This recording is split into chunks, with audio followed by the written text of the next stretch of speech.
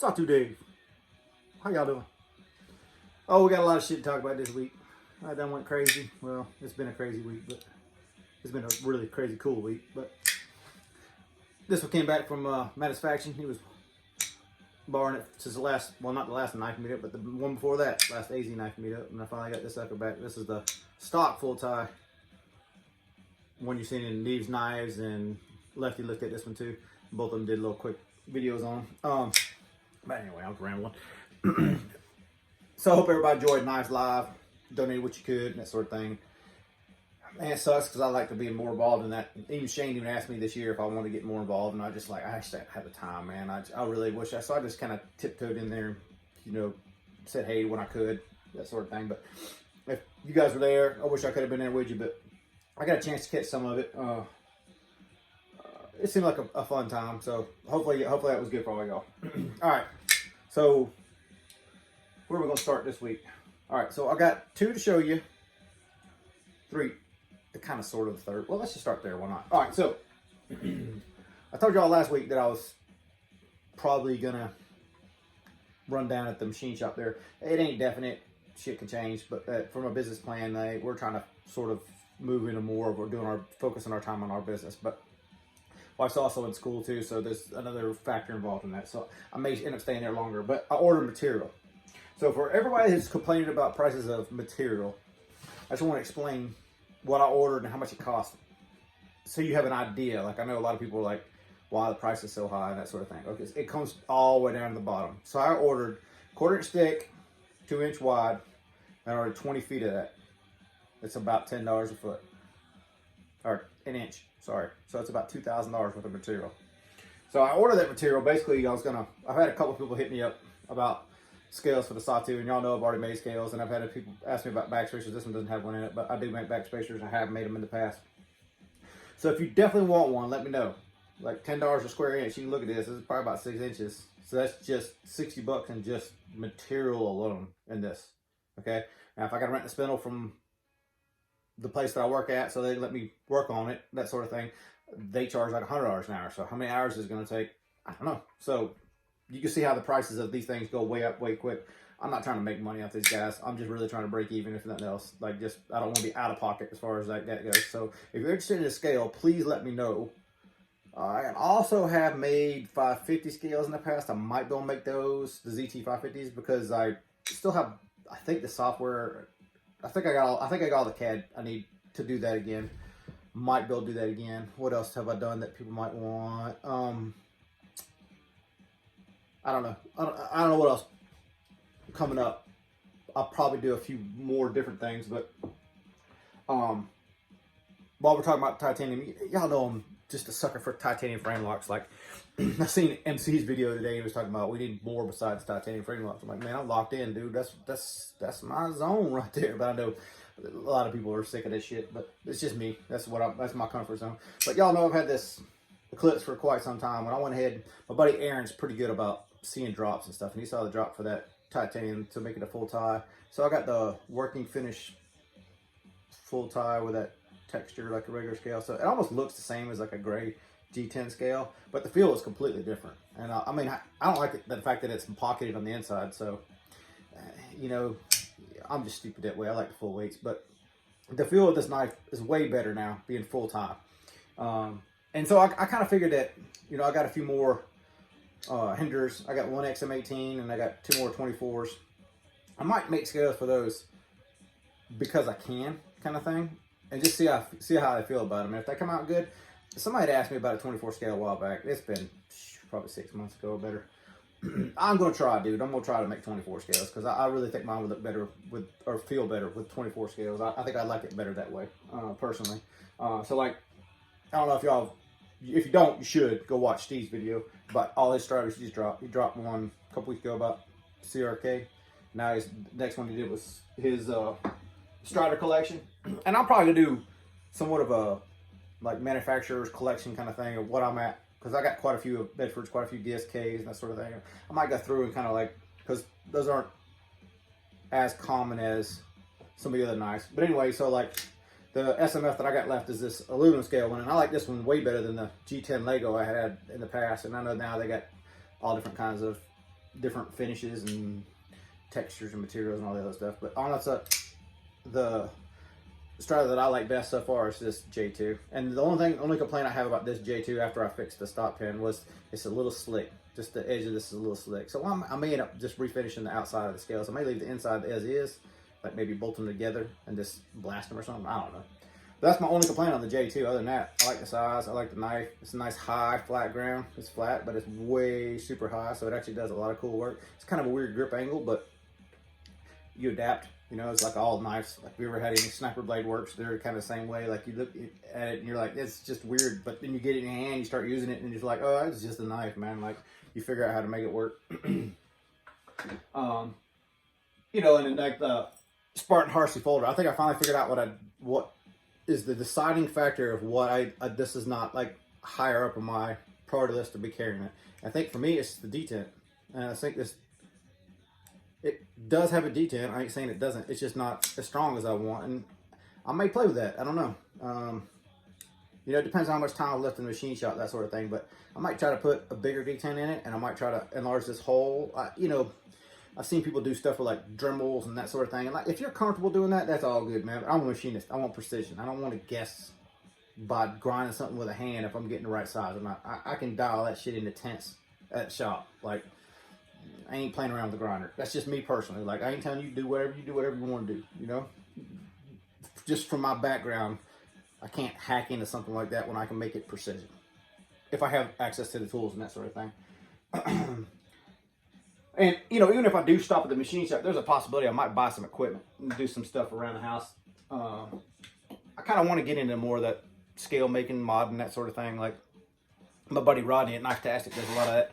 Most of his stuff's, you know, like scales he makes, or takes another scale and does like the frag pattern or whatever in it. You know, we all different, like what we like. And I'm not really good at the finishes. I think I can do all the machine work. The finishes are where I think I might have a hiccup at, but you know, how you gonna learn until you just jump in and do it, right?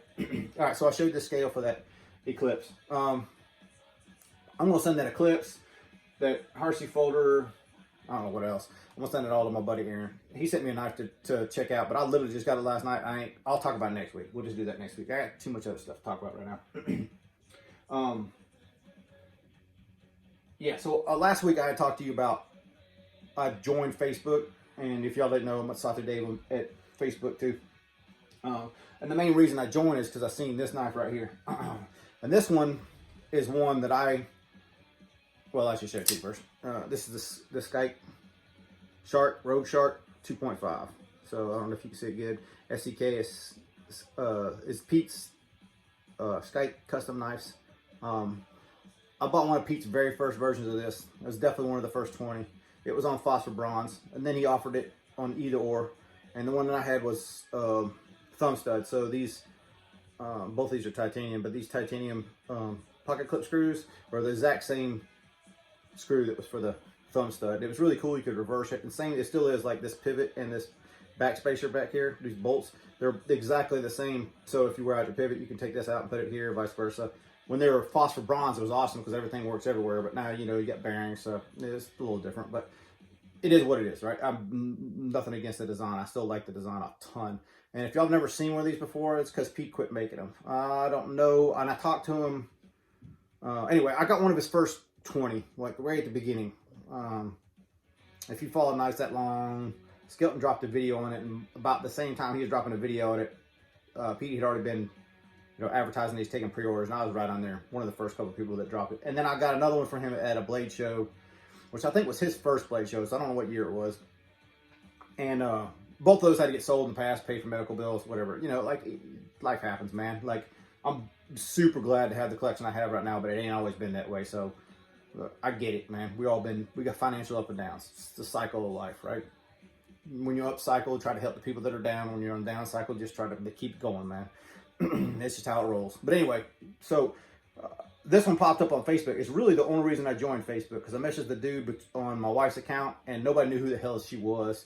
I don't know if it needed a vouch or whatever else to, you know, because there's a lot of scammers out there. I guess more on Facebook than Instagram, Reddit, and scammers are everywhere. But I hate it, but it's part of life, right? So anyway, I jumped on so that Only Blades over 250 is where I found this. And Daniel, which is the pointy end on YouTube, which if you don't watch him, definitely go check his shit out, because I like how he does. It's a different, he does like different perspective kind of things. Like, y'all know I just kind of shoot the shit and I don't really prepare. It's just what comes off the top of my head. He's prepared. You can tell he knows what he wants to say, and kind of goes through the list and does it. I like the way he does his videos. Check him out if you don't know him already. But anyway, Daniel, I don't know if he helped the situation or not, but I just know I said, hell, I got a connection. One point of connection is I know Daniel from YouTube, and I don't know if that's what it took or not, but the dude answered the response almost right away after saying that. But I've been after one of these for quite some time. I don't know if y'all remember A Plethora of Blades or not. He's been gone for a little while. He dips in every now and then, but as soon as he saw this, he messaged me. He's like, man, where'd you find one of those? So like, he's still around. So like, if you see this, what's up, dude? Anyway, they are really hard to find. Somebody else had hit me up saying they've been looking for one for a while. And then you get tons of different grinds. This is the first one I had with a hole. The first one I had that's V ground and a V secondary bevel too. So I've had another one that was V ground, but it was a chisel ground primary or secondary, actually cutting edge. And I hadn't had another one with this. I'm assuming this is wire EDM'd, or it could be water jet. It looks like wire EDM to me though. SCK out of the frame. It's kind of weird because it plays with your eyes a little bit. I wasn't really sure that I was gonna like this finish on this blade or not. It's kind of like, I'm guessing it's a low heat flame that he did on it. I dig it a ton though, man. Like after having it for a little while and playing with it, the thumb hole works for me. The finish on this works. I like the Terminator look much better. This is me right here. Simple, plain, but that's just my style, right? Like we all have different styles. That's just how I like it. But if you've never experienced one of these knives before, it's really hard to put into terms what this knife is. Like where to put it in a category. For me as an American machinist, this knife makes me proud. Honestly, it does. It's like direware quality machining. Even the action is probably as tuned as direware, just a different kind of. It's almost like direware meets Medford-ish. Like it's unique, man. Like I've never felt another knife that felt like Pete's, and it's like weird because I'm all about them DSKs. Like y'all know, I'm all about the DSK. So like I got this one, you know, a week or two ago. I saw y'all this one, and the action on this one is sick, right? I love this knife a ton. Action's really good. But then I picked this one up, and I'm like, damn, this is just that. Oh, it's just tuned a little bit more like how I like them. Not by much, just a little bit. But like, if you know DSK and that sort of thing, like they're nice, man. Same with the Medfords, like they're nice. This is a bearing knife. That's probably the only drawback I have to it is its bearing. But I can make phosphor bronze washers, and I probably will for this one because my other one was phosphor bronze, my first one, and I loved it more than I had on the second one, which is bearing knife. But Rogue Shark, I'm sure a lot of you hadn't seen it, or if you have, you probably never handled one. It's a badass knife. It's not a cheap knife at all.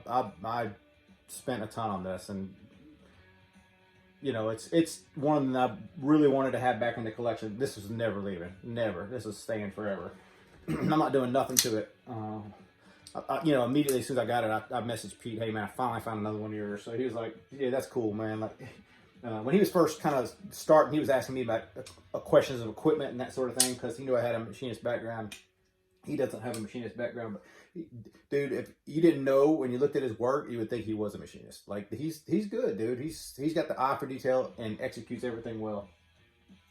What else? Oh yes. Cool. We're only 14 minutes. Y'all know Steve gave me the Zon a while back, basically around her birthday times, and I love the Zon, and I've been talking about maybe doing mods on it, and the only reason I thought about doing mods on this one is just the thumb studs. Somebody asked me why I took the O-rings off. I just didn't like them, man. Like it didn't work for me. I don't know why, I just didn't. But on that same group I was talking about, Only Blades, and I should have looked up who it was. I feel like an asshole for not doing it, but he just took his out, pressed his out, and just got some thumb studs from like tie connector and screwed it in there. Yeah, he got lucky.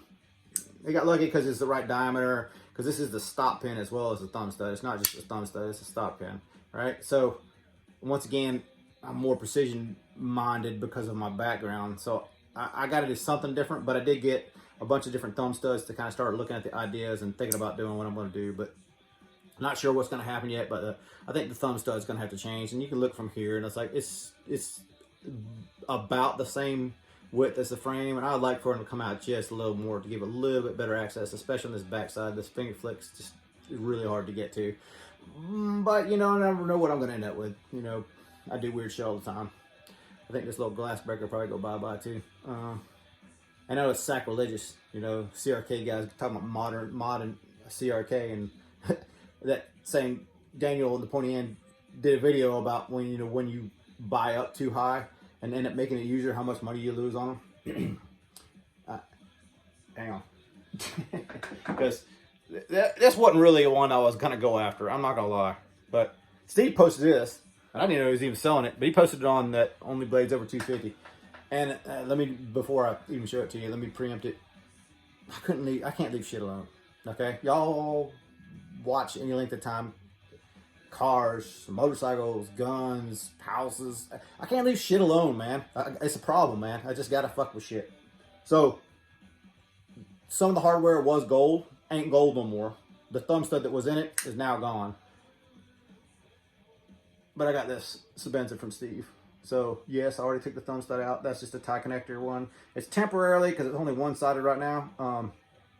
Basically, what you have to do to dig these out is to press them out. And once you press them out, it's the diameter of that hole is like 156 thou, or 157, somewhere in that area. I can't remember exactly. I measured it, wrote it down. I can't remember. But these thumb studs need a shoulder on them because they're 256. The bolt's super small. So I just used a flathead and let it center itself up on the backside of the hole just to make it single-sided. I know a lot of fucking explanation about nothing, but it's got one stud in it right now because that's all the shit I had right now. I'll make it work later. It's going to be dual studs. It's probably going to be something similar to that as far as stick out goes and side stud. But this hardware back here, this lanyard post thingy was gold, and this was gold. Buff that shit back out. I'm not that guy. I'm just really not. This is box Elder, by the way. Inlay 31. Steve had just got one of these. This one came from Monkey Edge. I don't know if the other one did or not, but he said basically after he bought this one, I think he said a day later, but it could have been an hour later. I don't know.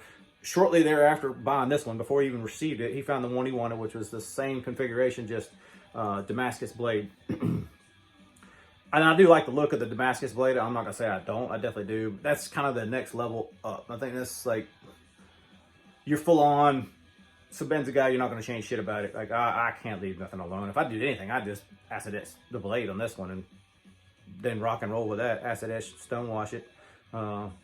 Darken it up a little bit, but it's so gorgeous right now. I'll muck it up first before I go to customizing it. I think I even heard what's her name? Knife modders. That lady something for the knife modders. I can't remember what her name is, but I think she's recently got either Unazon or something CRK, and I heard her say the same thing. Like, don't want to mod it right away. You just want to use it first and then mod it. That's kind of how I feel like. But I already did mod it. I just didn't go to the extreme. I just made it work for me, I guess, more or less. But so far, our thoughts on the 31. I like it. But just like I feared when I was going to buy this one. Like, these two share the same role for me in my pockets. Like, these are both backup knives. I mean, they're basically the same size knife. Like, there ain't a whole lot of difference, right? Oh, this one did come with a slip, too. I don't know if I didn't even bother going through that. But I didn't think I'd like the slip. This one kind of feels more like, even my wife said it, it's kind of like, instead of having like an old-timey knife, like a lockback or anything like that, it's kind of like that, what this one feels like. And I guess that's pretty much how I feel about it too. It's like the old-timey knife that you used to carry in just the bottom of your pocket. Or I know modern day, everybody carries slips, so I try to carry it in a slip too. I was trying to keep it nice, like first, especially when I first got it, because I was trying to decide whether I wanted to keep it or not. But I think pretty much as soon as I got it out of the box and flicked it, I was like, yeah, this is staying. It's just something different about it, man. And I wasn't really after this one at all. To be honest with you, I was really after an Nkosi with the micarta inlaid. And I might still try to get one. I don't know. Depends on how this one rides after a while. I like the drop point a lot. It's a super sexy grind. I've not cut a ton with it, so I can't really attest to the performance of it. I've kind of been babied it thus far. I'm just really playing with it more than anything else. But if it cuts anything like this Unazon's a beast. I love this thing. It's a great knife. Will I ever carry this primary and this secondary? I don't know. Maybe one day. I mean, you know, we all go through cycles right now. I'm on a stupid cycle of huge overbuilt crap, which I absolutely freaking love, and I don't never see myself changing. But you know, as life progresses, shit changes. I used to carry full size 45 on my waist, and like my hips are so bad now that I just can't do that no more, man. I mean, it is what it is, right? The shit changes and you change with it. So I may end up going all CRK, you know. I may be like Daniel and have a bunch of bougie top end CRKs. No offense, Daniel, if you see this, I like all your shit, but you got a lot of higher end shit, and you know you do too. So I don't know, like, you know, the whole CRK, the whole thing kind of surprised me. Everything about Chris Reese surprised me, and I'm gonna have fun with it. I'm just gonna ride the wave for right now and see what happens. Like, I ain't gonna make no predictions for the future. Unno's on, here to stay, 100%, never going nowhere. It's mods coming for sure. That 31 box elder, well, I've already done mods, so I guess it probably went from $650 knife to maybe a $450 knife because I did mods to it already. I don't know, like, you tell me. You CRK guys are a little phonetically challenged about certain things like scratches and usage and that sort of thing. So I don't know what it's worth. I don't really give a shit because when I'm done with it, I'm done with it.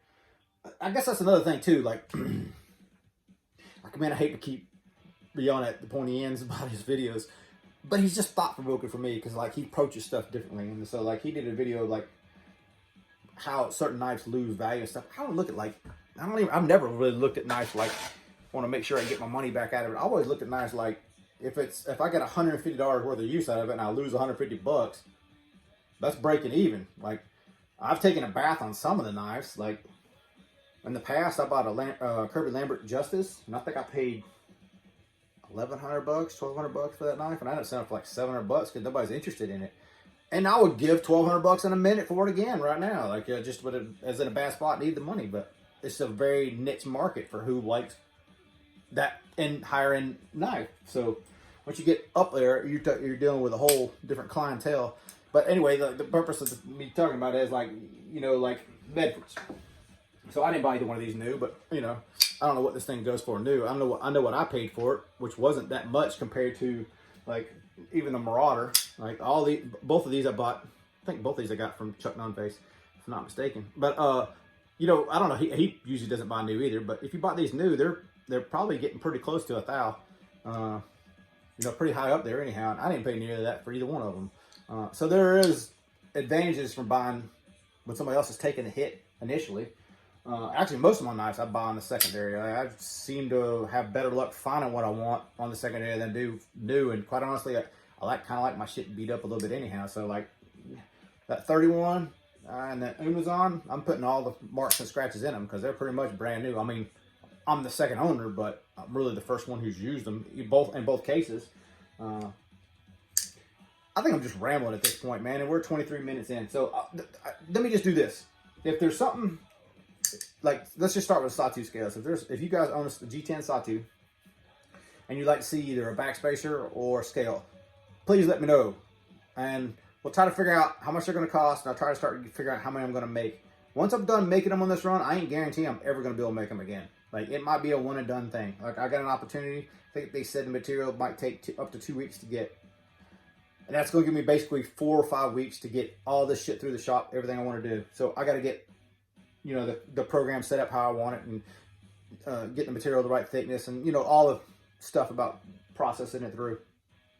And I'll try to document, or maybe just like tell you guys what the process is. Because when you're doing one-offs always take longer because you got to think about every step you're doing, and kind of when you get into production, it kind of goes much smoother. The first one or two are a little rough, and then once you get the process down, it's just, you know, same process over and over and over, so it goes smoother. I guess right now I'm probably planning on making between 5 and 10 Sawtooth scales, and then I'll probably just make them all plain. And if someone decides they want like a pattern or something like that, I may think about doing that myself, and I may have you referred to Knife Tastic Rodney, because Rodney does phenomenal that kind of stuff. And if you guys don't know Knife Tastic, please go check him out. Like, you got certain levels of skills even in the machine industry, right? And after a while, after you've been in the machine industry a while, you can look at the work that someone does, and you can tell what kind of machinist they are. It's just part of having been in the career for as long as I have. Rodney's top notch. I can tell you that right now. I've never worked with him one day. I've done a project with him for Avery a while back, but that's it. Like, I didn't get to see that firsthand. I just saw it through pictures. But I'm just telling you right now, his work's top notch. Hands down, no doubt about it. So, just tell me if you want scales or not. God, I'm a rambling son of a bitch. 25 minutes in. If y'all still here, mad props to you. I guess we're going to call it for this week. I know next week I got to show you Aaron's knife that he loaned me in. We'll figure out where we're at as far as mod skill. I'll probably finish up that 31, or at least for now, finish it up. Who the hell knows what I'm going to end up doing with that thing? I don't know. But we're going to call it. All right. Y'all have a good weekend. A week, I guess I should say, because the weekend's over now, right? By the time I post this and y'all see this, it's over. All right. Y'all have a good one. See you next week. Later. All right. So let's get done with the main video. I realized a few things I forgot, and I just looked at my phone. Nicholas Edwards. He's a buddy of mine. YouTube, Instagram. He's selling a few, so if you get a chance, go look at Instagram. And also, he's giving a 500 subscriber giveaway, and he's only at like 400 right now. So he needs 100 more people, and he's going to give away some knives. Super solid dude. Y'all go check him out if you don't already know about him. That's cool. But I got roughly around the 500 mark. I don't even know exactly where I'm at, because honestly, I don't really give a shit. But, you know, like, some people push the YouTube, try to, you know, to get to that next level. I just have fun with this shit. It goes wherever it goes for me. I don't really care. But please go over to Nick Edwards. He's got a new channel name. Damn it, I should have looked it up. Sorry, bro. Search Nicholas Edwards. You'll find him. All right. Thanks, y'all.